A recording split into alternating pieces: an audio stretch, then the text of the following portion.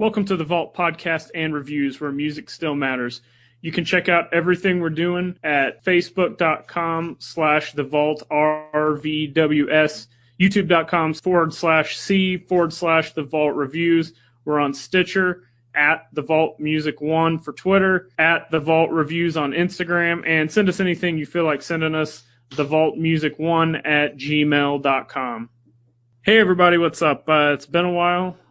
Had a lot of things kind of get in our way, and I just wanted to kind of touch on that stuff before we get into today's show with Robbie D, hip-hop artist. I go back a long ways with this guy. We used to do some stuff together, and I used to make some beats for him. It was a lot of fun, things get in the way, and that kind of segued into one thing I wanted to say today. I said we took a little bit of a break, had a lot of things happen. We had a lot of interviews set up that fell through, personal timing things coming up, and me or Brent and some other people just not having times to do things. And really what it comes down to is the support. And, we're not set out to be rich by doing this. We have a passion, and that is to get music in front of people and to get it into your ear hole, so to speak. But it's hard to do when people aren't supporting you. We've got a pretty good following on Facebook and Twitter, but we put out a video that we work really hard on, and it gets 4 views. It literally takes 2 seconds to share something you like and, tell all your friends about it, no matter what it is. It's amazing that, an artist, or like what we're doing right now with a podcast or anything, can put out something they put so much work into and passion and thought, and, 2 people see it, but yet you can put a picture on social media of food or, a funny animal video or something, and it just gets millions of views. And I don't know, it's just kind of a weird conundrum, so to speak.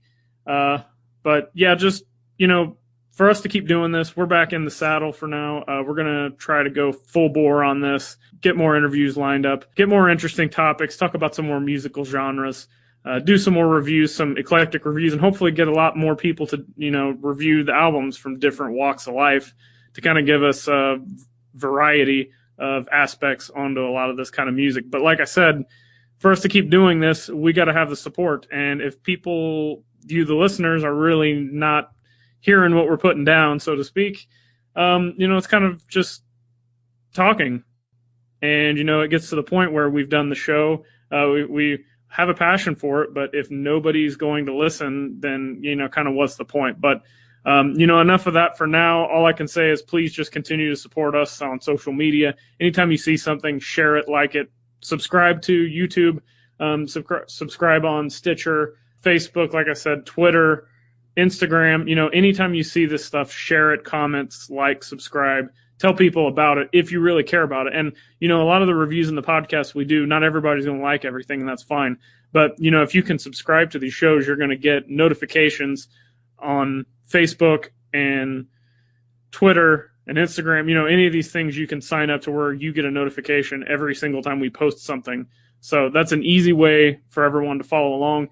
Now, if you do want to support monetarily, if you go to our Facebook page, you can see a Shop Now tab, which is right by the like and notifications thing where you sign up for. That links you directly to our PayPal. You can donate anything in, as little 50 cents, $1, or hundreds of dollars if you really, really like us. But right now we're doing, if you donate $3, you get a sticker. And if you'll donate 10, we've got a few shirts left. Surprisingly, we did sell a few shirts, and we've given away some in some contests. But if you want one of the Vault shirts, $10 or more gets you a shirt and a sticker. $3 will get you a sticker. And, you can just show your support that way too. But really, just spread the word on social media. So enough of that ranting. Hopefully that's the last time I have to say anything about it. Let's get to Robbie D in the review. Here we go. What's that on that beat?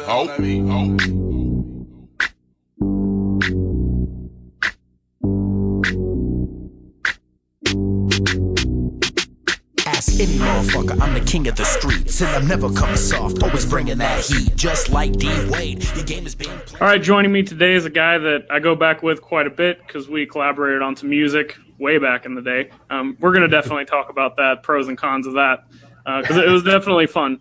But hip-hop artist Robbie D is with us today. How's it going, man? Oh, man, pretty good. How you doing? Pretty good. Let's just jump right into your music. I know you got an album you're working on. Can you give us any information on that? Well, really, right now I've just recorded just a couple songs on it. I've got about 6 or 7 songs to record, a few others that are already done. So hopefully within the next, I'd say 4 or 5 months, I should have it done, mastered, ready to release. You got a title for it, and what formats are you going to release it on? I don't have a title for it just yet. I haven't got quite that far. As far as formats, it'll definitely be on my SoundCloud. I'll put it, on my Facebook, all that good stuff. And of course, I'll probably make some hard copies as well and try to hand them out, get them out there in the public. Yeah, well, we can jump right into that. That's one thing we talk about on the show all the time is the physical versus digital. I've talked to you off air about Spotify. I know you're a huge fan. So where do you stand as far as the physical and digital formats of music nowadays? Well, man, as far as like promoting music, I like personal contact. You know what I mean? Like handing out tapes or CDs, giving them to people. The old school, selling them out of the trunk. Yeah, pretty much, man. But of course, I'm going to put the my SoundCloud and everything, write it right there on the CD. That way, they can check it out on the internet as well. Because nowadays you're going to get more recognized by sharing it on social media and that kind of stuff. So that's pretty much perfect. That's a perfect balance between the two.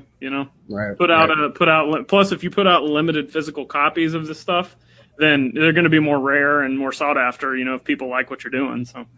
Right, exactly. And some people are still, let's put it this way. I know a lot of broke people, so, maybe they don't have a way to listen to it in their car as far as like listening to it on the internet off their phone or anything like that. So having a physical copy will get to those people as well. Well, and then sometimes those people, they may not be able to shell out the $10 for a CD, but they might go buy a T-shirt, Yeah, right, exactly. Which, hey, promotion is promotion, so.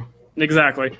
All right, so let's just start way back at the beginning. I mean, when's the first time you can remember listening to any music that kind of inspired you to say, okay, this is more than just something that plays in the background?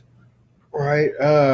Well, man, I've been around music all my life. My dad has always been real into like old country, 90s country. My very first concert I ever went to that I can remember anyway was Ricky Skaggs.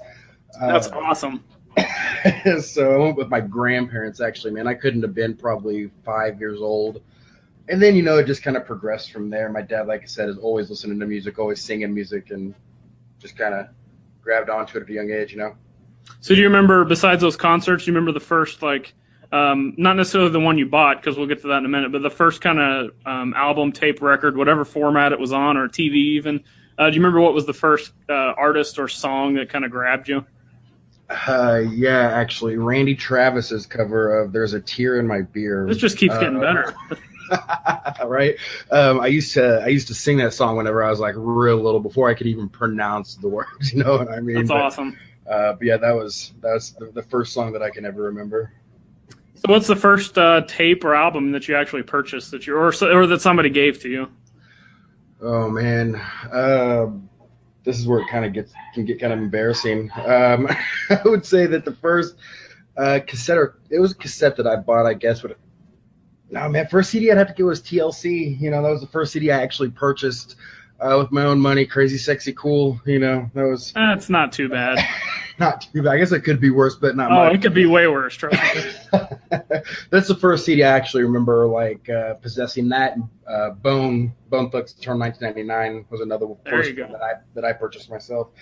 And before that, my grandma always used to do the Columbia house music thing, and so I constantly had a steady flow of CDs coming in and out whenever I was younger.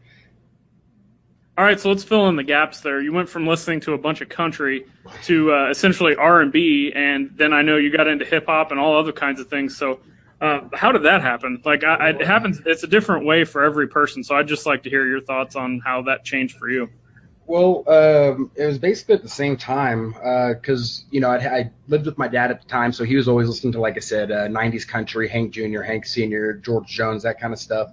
And at the same time, so I was hanging out with his sister, my aunt, who always listened to R&B, Monica and Brandy and West Coast gangster rap. And so I was kind of getting those two worlds at the same time growing up.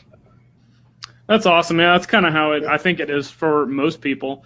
And then, I don't know about you, but I mean, I'm still getting into different types of genres. And so, I mean, what is something you're listening to right now that you've gotten into lately that maybe you weren't even into a couple years ago, as far as like a subgenre or a specific artist that's just, you know, kind of out there? Yeah. Well, I've been listening to a lot of actually like Sam Smith and, you know, some more pop music here recently for some reason. As far as like subgenres, man, I mean, it's like every day I turn around, there's a new subgenre of something. Mm-hmm. And so that's constantly changing. You know, I'm real big into new young underground hip hop artists. That's something that I seek out and spend a lot of time doing. One thing I wanted to talk about, and this is something we could go on for quite a while.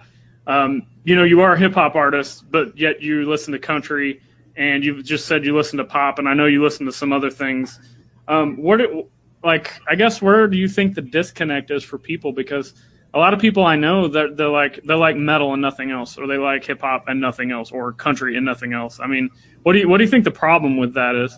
I mean, honestly, I don't get it.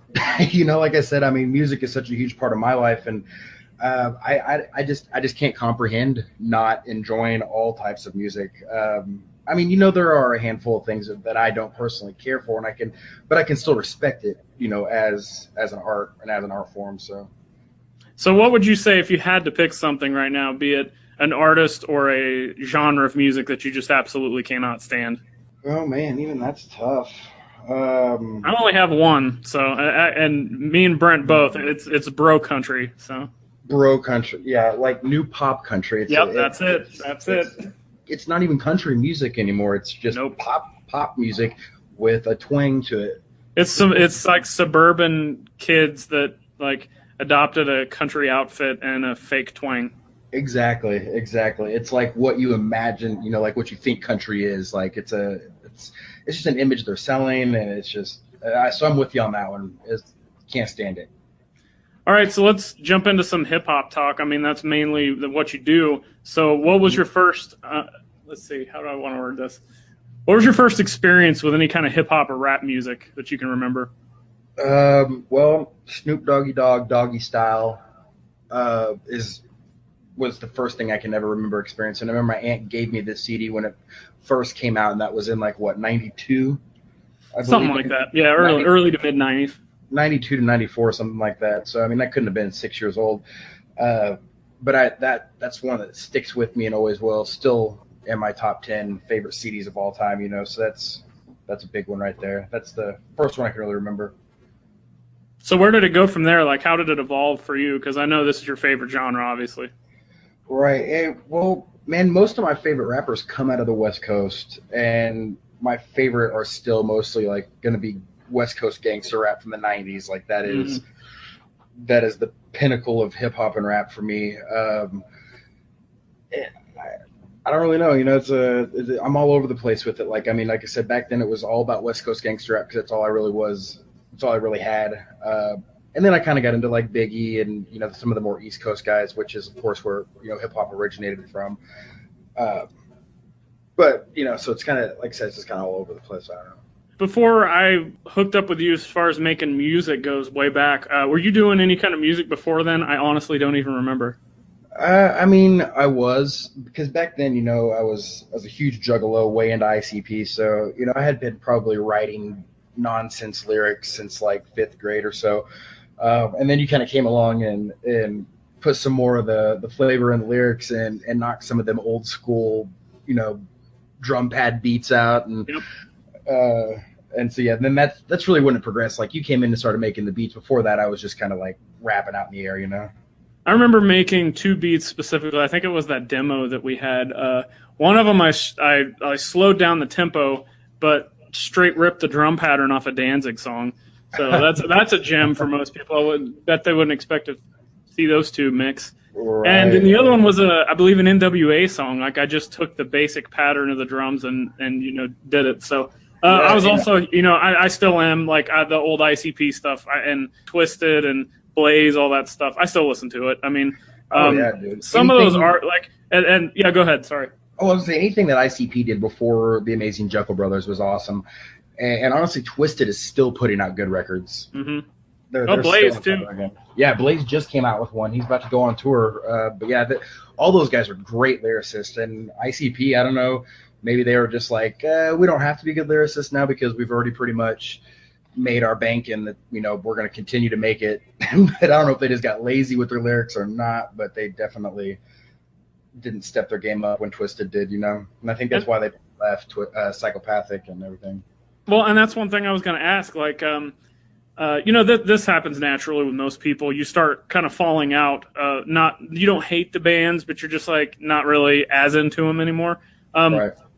For me, I think I can't even remember what album it was that kind of turned me off of ICP. But it's just like they started sounding like they should be on the soundtrack of Frozen or something. Right, exactly. I mean, they just got so weak. Like the music was so like you could skip to it. I mean, that's one thing I liked about like Basement Cuts and stuff. Is it was so old school sounding. Yeah. And like me, I'm not a lyric guy, and you can obviously hear the lyrics, but they were rapping back then, and eventually they got to where they were almost just talking over pop music, essentially. Right. And their older albums, to me, man, it was like listening to a horror movie. You know, I mean, they told a story, they painted a picture, and that's what really grabbed me about it back then. And they stepped away from that and started talking about, miracles and the magnets and all that stuff that everybody likes to make fun of now. Which I don't mind. I don't mind that stuff if they just make the music harder. I mean, it's too weak. It's just so cheesy now, man. Yeah, and they even tried to go back and do like the old school sound, and it just didn't work for them, in my opinion. Anyway, there's still people out there that love them, and more power to you. But I rock a Hatchet Man tattoo right up on front on the top of my arm, so but I'm just not into the new stuff. I just can't do it. I'm considered an old school juggalo nowadays, which makes me feel more like an old man than anything. Hey, I know, and we'll get. That's another thing I was going to ask you about. Discovering older artists when you should be listening new. But one thing, we're talking about newer ICP. What do you think of Killjoy Club? Killjoy Club was actually kind of cool. I didn't listen to the whole album. I listened to a few songs here and there, but it's DJ Paul and ICP, and I mean that's cool. And it was a lot harder. Like they came hard with the beats, and their delivery was a lot less soft than their previous music. It was still there though. Like they were still almost just talking over it while DJ Paul's doing all the stuff. Right. While DJ Paul made it hard. Yeah. Exactly. Yeah. Exactly. For sure. So eventually I stopped making the beats because, I just got too much other stuff going on. I still have I still would love to do it, but I just got so much crap going on. But so kind of where did you start evolving from that point in your music personally? First off, I had to get out of the whole doing horrorcore thing, and because it's kind of what we were doing back then. Because to me it's not real, So I wanted to get more into rapping about what was going on with me and what was on my mind, and that's kind of one thing I took from the group Atmosphere once I found out about them when I was about 16 or 17. That's kind of when I started trying to take my lyrics and stuff in that direction. As far as beats and stuff like that go, once you left, I was kind of like, oh shit, what am I gonna do? And, so we went through a couple of different avenues. I downloaded Fruity Loops, and me and Chris Eubanks made a couple of beats on there, but which were good, by the way. Yeah, see, I could never keep a melody down. When I was trying to make a drop a bass line or something, it just wasn't something that I excelled in. I get most of my stuff off the internet now. I just download it off of SoundClick. I've got some friends that make beats, but they want to charge a bit more than I want to pay for an instrumental. So let's jump into that. Talking about artists, we live in a totally different age now of music as far as how to consume it, how to produce it, the costs of everything, up and down, both. So what would you say are some of the pros of being a hip hop artist in 2016 now compared to how it was when you started? Well, I mean, honestly, man, it's because of social media. That helps out so much nowadays. The internet has pretty much taken away the days of paying your dues. All you have to do is get 1 million views on YouTube. That's it. That's all it takes. You're famous, at least for a day or two, and then you just got to kind of ride that wave. Yeah, but if you got those ads on YouTube and you just had 1 million views, that should be at least enough to pay the bills for a minute, Exactly, and that's cool with me. I'm down with that. But yeah, so basically that's the biggest difference now compared to then. But that's still kind of like why, like I said, I like to get out there and hand out those hard copies too. I like to make sure I stay true to my roots, where I came from, and because I can remember, us going to Hastings and standing in the middle there and handing out CDs to random people to walk by, and Yep. and it's fun too. You get the experience, I think a lot of people miss out on that now. So what would you say some of the cons are of being an artist nowadays? The market is flooded. Yeah. Everybody and their mother raps now. You got 14-year-old kids coming out, putting out YouTube videos and getting 1 million views and doing that stuff. And so it's just so saturated now, and they're not talking about anything either, which kind of takes away from the element of hip hop as far as how I look at it. Yeah, I mean, back in the day when we were doing our thing, I don't remember too many people. I mean, the internet wasn't as prevalent, but even just kind of talking to people and hearsay, you'd hear about a local rock band or a local country band. You didn't hear about too many people rapping, even, within a 30-mile radius of us. No, not at all. But also, that could have to do with the town that we grew up in. But yeah, I mean, you're right. Like I said, I mean, so you can just get on there and post all that on Facebook. You get, 15 people to share it and 15 more people to share it. And it's that ripple effect, Yeah, if they will just do it, which is something I harp on. More people need to follow the vault on Facebook and Twitter and subscribe on YouTube. But I've already ranted about that enough, so I'm sure I'll continue to rant again. Oh, rant away, man. We'll make it work. We'll get it out there, make people listen to it. We'll make people listen to it. Yep. So you mentioned earlier about feeling old. So how do you approach music? Like you said, you like the newer, younger hip hop artists. I like new bands as well from all genres, whether it's country. I turned you on to Sturgill Simpson not too long ago, and he's a relatively new artist, but I still find myself on all genres going back and looking at bands from the 60s and the 70s and especially the 80s and early 90s. Right. So what do you think the cause is for that? Like, why? I mean, do you do that as well?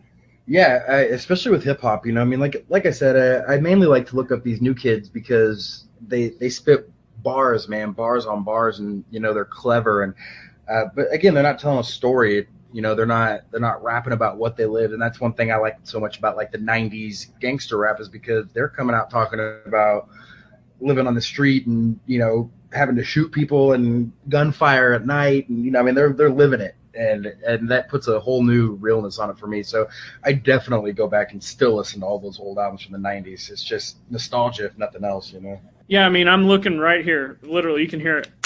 You can hear the CD cases. Yes, those are CDs because, I still buy physical. But yeah, I just got in from eBay UGK Too Hard to Swallow and Bone Thugs and Harmony Creeping on the Come Up. Dude. I spent like $10 on these, and the last new hip hop album I bought was it was the last Project Pat that came out because I love that guy. But that just shows you and I read an article recently where old music from old artists is now outselling new artists. So what's your take on that? Yeah, that's awesome to me because people are taking it back. They're getting into what actually started it all and what influenced the people that we listen to now, or what some people listen to now. So what are some other artists that you like that maybe people wouldn't think an average hip hop guy would like? I mean, that's, we're constantly trying to break the stereotypes. We were talking about that earlier, why people don't kind of gravitate out to other things. So what are some other bands and artists that you like of all different kinds of weird stuff? And where's a place that you like to go or that people can seek out to find other artists like that? Well, man, as far as artists go, I'm a huge fan of Portishead. Lovage is really good. I mean, those are still kind of gravitating more towards hip hop a little bit, I guess. Portishead is pretty underrated. I don't think enough people talk about them. I agree, and I mean, the album Dummy was amazing, and after that, they got a little weird, but hey, I'm good with weird. Me too, man. That just shows originality, especially if they still keep it fresh and it's still good, I'm a huge Rick James fan. Love Frank Sinatra, Dean Martin. I mean, that's all. Again, we're talking about older stuff, but that's stuff that grabs me, I love it. Love that kind of stuff. And classical piano. I'm a big fan of classical piano as well. So what's something you could say to a fan of hip hop right now, like to kind of break the ice to try another genre, no matter what that genre is? Like how do you personally approach something when you're listening to something new?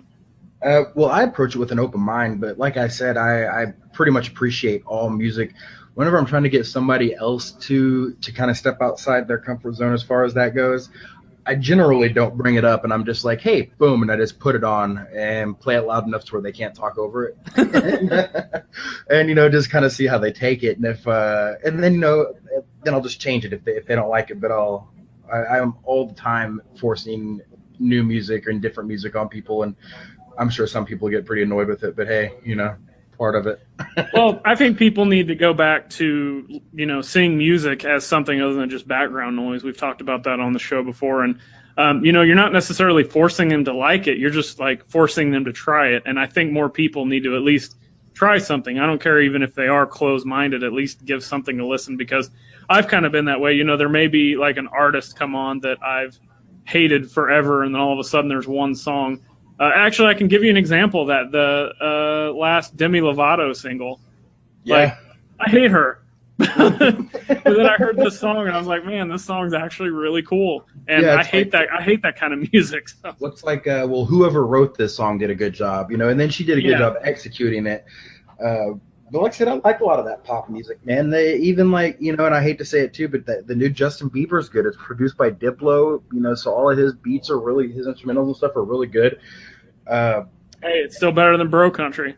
It is by a long shot, and I hate to like it, but it's one of those things that I just can't help it when it comes on. I'm like, yeah, that's got a groove to it, So what is one artist of any genre right now, like a newer artist, that you would recommend anybody right now that they must go check them out? Well, like I said, I spend most of my time looking up new hip hop, so that's going to be a newer hip hop artist. One that I've been listening to a lot lately that just came out with an album his name is Logic, and his new album is called The Incredible True Story. It's absolutely incredible from beginning to end. I mean, this kid doesn't skip a beat. He's so on point. He tells like it is. Like I said, talks about his life, talks about what's on his mind. He's actually got something to say. He's not just talking a bunch of BS and just putting something down. Him and Futuristic, man. Futuristic's another one that's up and coming. And I don't think there's another artist in the underground hip hop right now other than Futuristic that works as hard as he does. He put out, I think, 10 videos just in December on YouTube, just hey, that's what you got to do, just putting one after another, and they're all good. I mean, like not one of them I was like, I don't really care for it.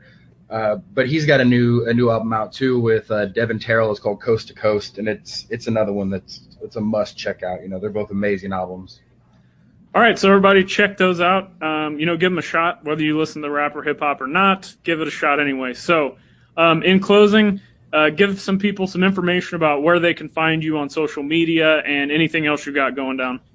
Well, I'm on Twitter at obnoxious420. I have a SoundCloud that's soundcloud.com/robnoxious421, so you can get all of my music there for free, right? Currently. Absolutely, and I believe that I have it all set up to where you can download it straight off of SoundCloud as well. If not, I will check that tonight and make sure that it is available that way, because I want people to be able to download it and have that, take it with them wherever they want to go. So definitely check those places out. And we will put the links in the show comments of this, so guys, you can follow everything that he's doing. Any last words before we close the interview? No, man, just keep an open mind. Check out any new music. Just listen to it. You know what I mean? Just love it. It's there for us to enjoy, and should always keep an open mind about it. So. All right, and with that, we'll close the show. Thanks everybody for listening. See ya.